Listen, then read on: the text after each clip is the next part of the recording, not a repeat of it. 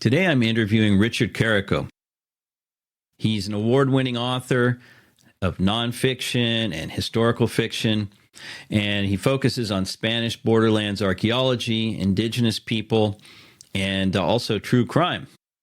And you probably know him because I interviewed Richard on episodes 60 and 61 of this podcast, where we spoke about the Kumeyaay uprising in 1775 in San Diego, where Mission San Diego was actually burned down. The missionary, Father Luis Jaime, was killed, and it became a very pivotal event in the history of San Diego.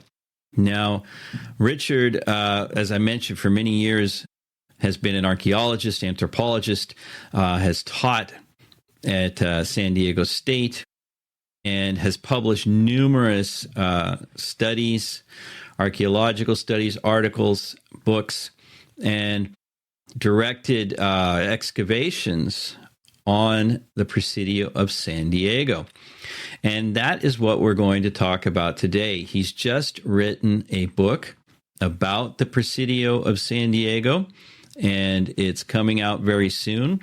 Perhaps when you hear this, it will already be out. But we're talking about this excellent book that really gives an overview and an in-depth kind of picture for non-specialists about this place that very few people really know about, but that had such a pivotal role in the development of San Diego.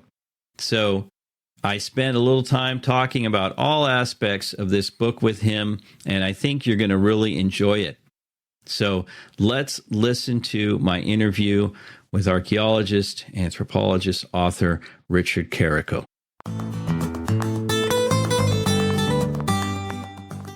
I'm interested in hearing about this book. This is great. I had a chance to read through it, and I think, well, first of all, I think I'm going to recommend it to my relatives who live in San Diego. You know, my wife's family's there, and I've got two brothers and their families there. So I think it'll be really cool for them to learn about the Presidio and all the background behind it. But this is really cool. Well, you know, Damian, that's one reason I wrote it, is because I was in charge of the excavations for 2 years when we closed them out in 75, 76. And during that time, I gave a lot of tours. People would come by, you know, tourists from Old Town or locals, and very few people, and I found this out even more so over time, very few people knew that that's where the first mission was. Because if you go up the valley to Mission Valley, where the mission is today, you know, postcards, car advertisements use the mission. The sign out front says California's first mission. And I guess as sort of a stickler about some things, it's certainly not California's, because there was already 21 in Baja California. So it's Alta, or Upper California's first mission, but it wasn't where the mission is today. So that was one of the reasons I wanted to follow up and write a book on it. And then the other aspect of it was there's no one book or even good article or pamphlet if you tour Old Town, and I think Old Town is still the most visited state park. Sacramento might be pretty close, but I think and there was no one book. And so when I was giving tours or when I would give presentations, people would go, well, where can we find out more? And so I'd give them a couple websites. So my purpose in the book was to educate the lay public, if you will. That's why it's not overly academic. In fact, I intentionally tried to use the word model instead of paradigm, and use instead of utilize, and all that academia that, you know, you and I get into. So that was the purpose of it, so that your relatives and other people can have one book they can pick up with lots of photographs. And History Press does a pretty good product. You know, I give you the electronic version, but the paper is good.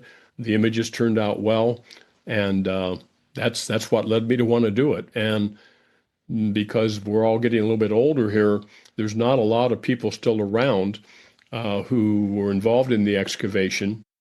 There's a few here and there, but most of those folks weren't really interested in writing anything up about it. They moved on to other things. So I kind of felt like, you know, I was one of Dr. Paul Ezel's proteges, And I sort of felt like I owed him and the Presidio to write it up and get a book out. So, the way this works is I queried History Press about a year and a half ago and said, I see that you've done one on Jamestown and you've done a book on Williamsburg. Well, this is the Williamsburg of the West. This is where it all started for Spain here in San Diego. And, gave them a couple of things I wanted to do. And they got right back to me and said, great, can you have it by February of 2025? And I don't remember what that date was, but it was pretty fast. And I said, sure, I can. And I did. So here we are. So basically this is the only, at least accessible book on the Presidio of San Diego. Am I right? Absolutely. There's several articles that came out in the Journal of San Diego History some years ago. Paul Wiesel wrote a couple. I wrote one, but there is no book. And so if you go down the tourist center or a couple of bookstores near the Presidio, there's not even a small monograph on it. And I suppose part of the reason is you would have to really kind of get into the history. And as you know, as a Spanish Iberian scholar, that requires you to read Spanish if you're going to do it right. And my capability is pretty good there. So that separates a lot of people out. And then I just think, for whatever reason, it did become the forgotten city or the buried city. And the city of San Diego, frankly, is not a very good steward of it. It is a city park, but they really don't care because there's no major attraction there in their view. It's the buildings are still there under the ground, but that's too esoteric for the city of San Diego. So no, there was no one book. So I'm hoping this book fills that void. It's interesting considering that San Diego, and I visit there a lot, as I mentioned, because I have a lot of family there, is one of the Presidio sites in California. But when you think about Presidios and visiting them, you think of Santa Barbara, you think San Francisco, but you don't think of San Diego. And you did mention that it hasn't been a good steward. Why do you suppose that is? You hinted at it, but what do you think? Well, without getting too far down in the weeds, the one that I've told my students for 30 years, and I still do some adult education classes, is I almost think, first of all, it's because there's not a standing structure. I mean, the one in Santa Barbara is absolutely beautiful, right? And you can feel it when you go there. And they even closed off a street to do archaeology, and further it. So Right. I think because Americans tend to have an edifice complex, not Oedipus, but edifice, we need a building. We need to walk through something, and that's why the Mission is so popular in Mission Valley, because you can go there and take the tours and all of that. So I think that's part of it. Another part, I hate to say, I think there's just a little bit of racism.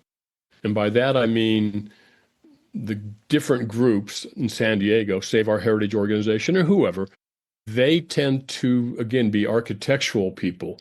They tend to be edifice oriented and white architects, white merchants, Marston, that whole thing. So I think a little bit of it was sort of a strange denial of the Spanish roots, although Old Town, for years made its money pushing Mexican Spanish history. So I think that's part of it. And then the third one is, given the city, like every city, it has funding problems. And so when city council members come up to vote for money, they just don't want to put any money into it. There was talk years ago about excavating, and we did part of it, and then rebuilding at least one room. But that was going to be over $2.5 million. And so versus swing sets or versus sand replenishment on the beach, it just didn't play. So I think it's a convergence of those things. Yeah. So where is the Presidio site for people who haven't been to San Diego or who've been there but aren't too familiar with it? Where exactly is the Presidio site now, and what do you see when you go there? It's essentially at the junction of Highway 8, at the eastern end of Highway 8 as it comes out of, the western end of Highway 8 and Highway 5. And if one were driving on 8, you would take the Taylor Street exit And if you were coming in from the other direction off of 5, you would go down and come back on Washington Street probably. So people who drive the 8 and the 5 who don't know, even locals, they look up on that hill, and it's the cover of the book, and they say they see this giant Taco Bell-like structure, right? And it's the Serra Museum. They're convinced, many people, that's the Mission, because it was built in the Mission style by some very famous architects. So what's there today is on the top of the hill is the Junipero Serra Museum, which is only open on the weekends because of funding. It's run by the San Diego History Center, and the University of San Diego provides interns, tour guides. But if you walk below the Serra Museum, there are these mounds that I allude to in the book, and they go up and they go down, they go up and they go down. Those mounds are actually the adobe walls of the first mission, of the commandant's house. There's a large cross out there that was set up by the Filipino Society 50, 60 years ago. Under that large cross is the commandant's house. So when you're on the rise right there and there's this cross, underneath there, you're standing in the commandant's kitchen, essentially. Off to the other side, meaning to the north, are the barracks and the blacksmith shops, and they've all been covered over now with wood chips and grass and all that.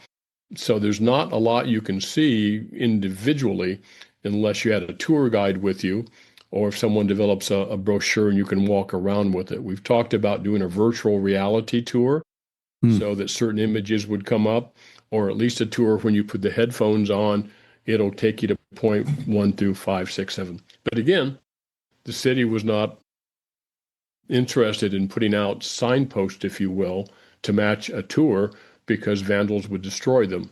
And that's perhaps true. So today it's a grassy knoll. You can stand there at the very top and you can get a pretty good idea of, Mission Beach or Mission Bay and the harbor and why the Presidio was put there. And what's now Highway 8 was an old Native American trail, a Kumeyaay trail. Highway 5 was a trail going north. So you can get with some imagination, but certainly it's not Santa Barbara or San Francisco in terms of that. It's the buried city. Yeah. Wow. So let's go back then. Let's follow sort of the way you talk about it in the book. How long has San Diego and the Presidio site been occupied by human beings? Well, the Kumeyaay people had a very large village at the base of what's now Presidio Hill. In fact, pretty close to where Old Town is, and it was called Kumeyaay, which probably means the drying place or the dry place. So some Kumeyaay elders think it means drying place where fish would have been caught and brought back up and dried. Other people, I kind of lean more this direction, means it was up on the banks of the side of the river. It's the dry place away from the river. Probably had 200 people living in it. Some archaeology has indicated it goes back about 2,500 years, that particular village of Kumeyaay. So I don't see evidence that they actually were on the hill, except they may have used it for gathering certain native plants or perhaps for hunting. It's a roughly small hill.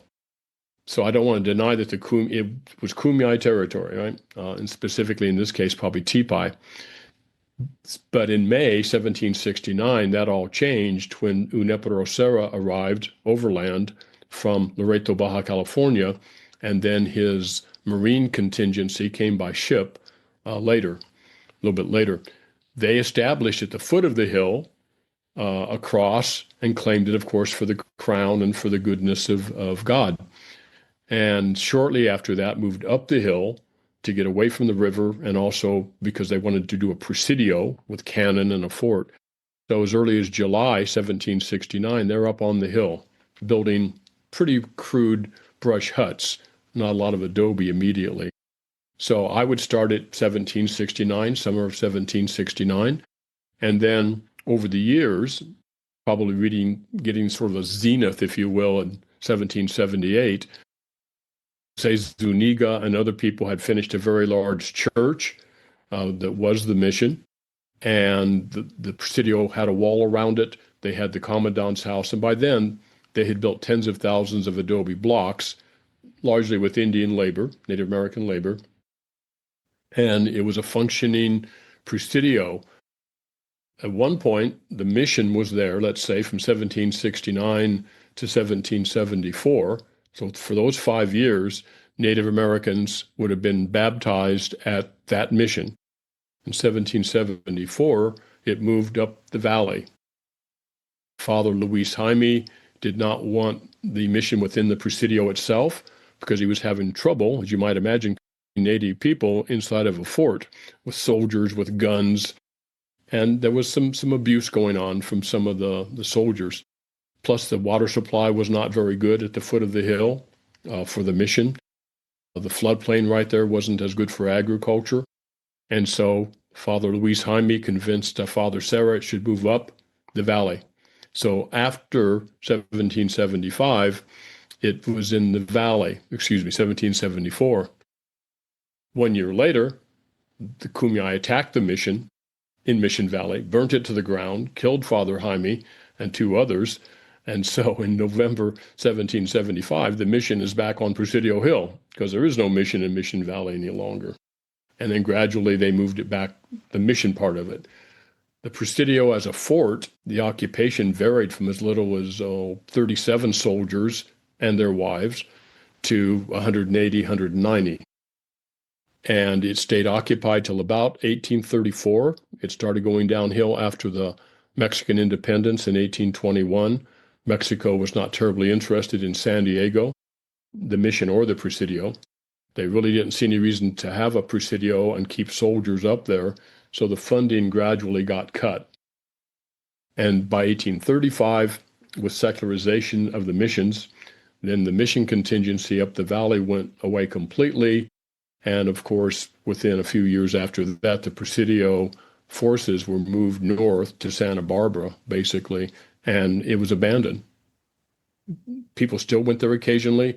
Some people were buried there. Native Americans who remembered it in the old days continued to bury their dead up there because it was a very large Campo Santo. But if you went there in 1845, and it's described in different travel logs and journals, Richard Henry Dana, for instance, it's melting adobe. The roof tiles are sliding off the roof. The people who'd moved to Old Town, the soldiers, especially the Invelados, the retired soldiers, moved to Old Town in 1821, 25, 26, and went up there and got lumber and started taking lumber out of the Presidio and using it down in Old Town. So that's sort of the history of it. It's roughly 1769 to 1835, maybe 1840, 45. When would you say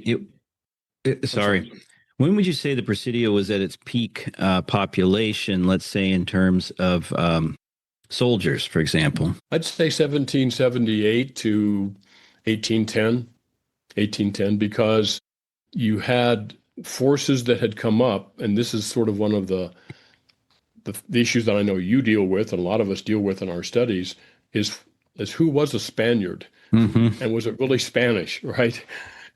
It's more Californio, but you had these troops who came up. Very few brought their wives with them. Some of the officers did, and by coming up, they came up mainly from northern Mexico, and some from Baja California. So they had already, many of them were already mixed blood by the time they came to San Diego. You know, that phrase that got used at the time, mestizo. But by 1778, early 1800s, they had married Native American women, or in some cases, some other women had come up from Sinaloa, and so you had an explosion of children. So one of the things I tell people when I give a tour there is at one time the children at the Presidio outnumbered the soldiers.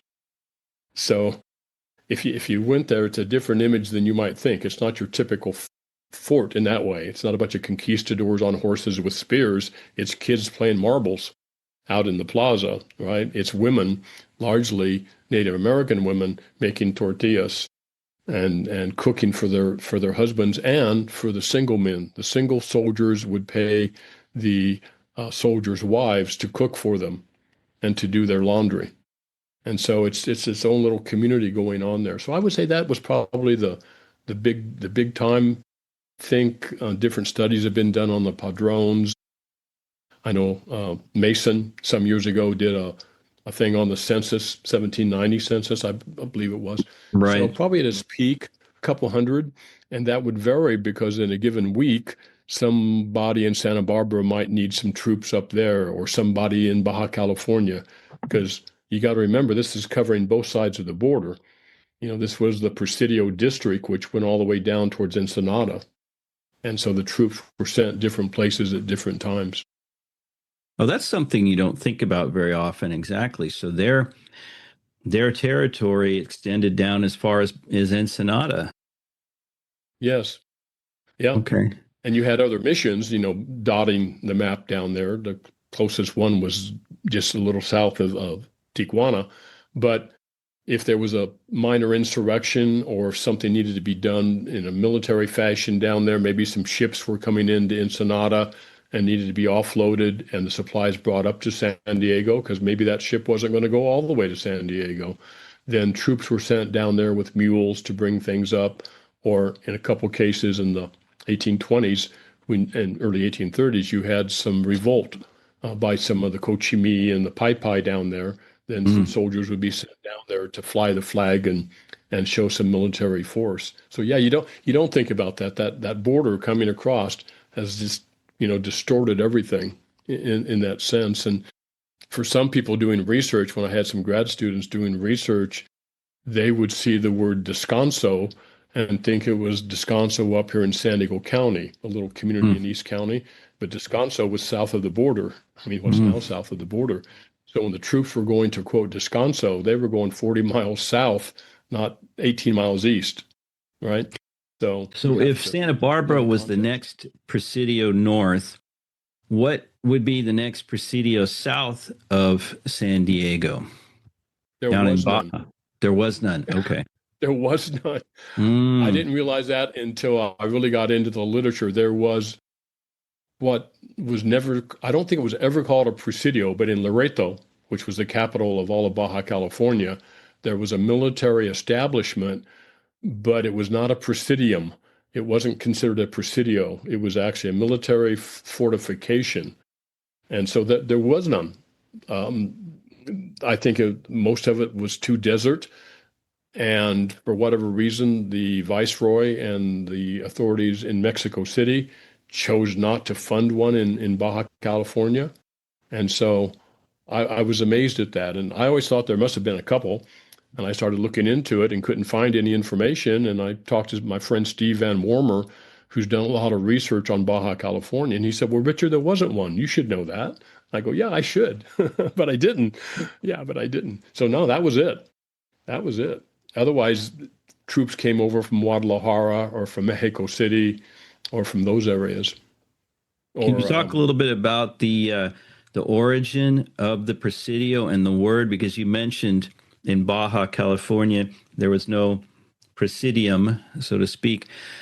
Every time I do an episode where we mention presidios, I often get comments with different versions of where the word came from, the origin of the structure. Do you have any insight on where this came from?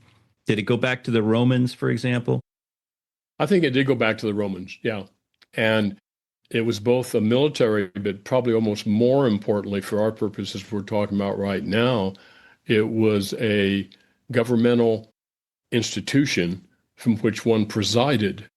So typically a governor or a major alcalde or a major political figure was stationed there. And it was from there, and I think going back to the Roman days with their, expansions of territory, that one presided. And perhaps that's why there wasn't one in Baja California, because you had the capital of Loreto, and then you had other large municipalities, but there was no, in their mind, in Mexico City, a need for anybody to preside out of Baja California, because all we break it up, and they did too, to Alta and Baja California, but in fact, it was the Californias. Mm-hmm. It was one institution. So I think it probably did come from Presidium, and then invariably, if you're going to have a governor or military officers there, you're probably going to have a fort to go along with it.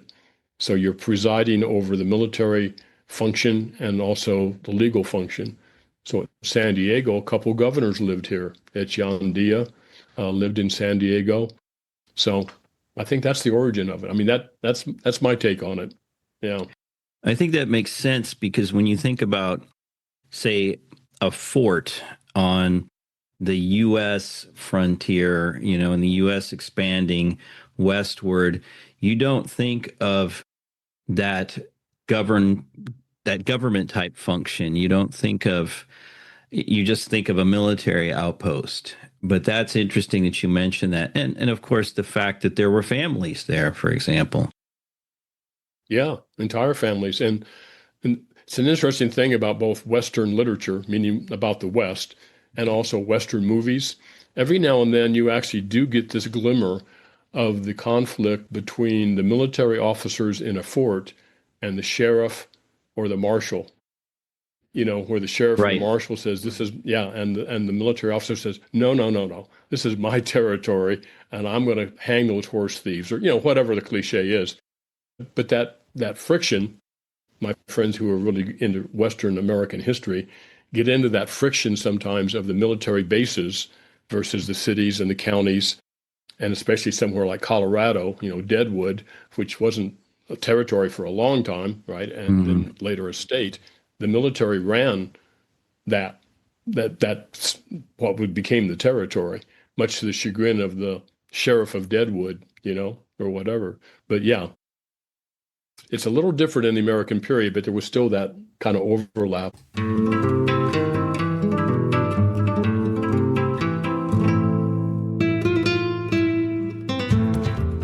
I hope you enjoyed this episode of the California Frontier Show.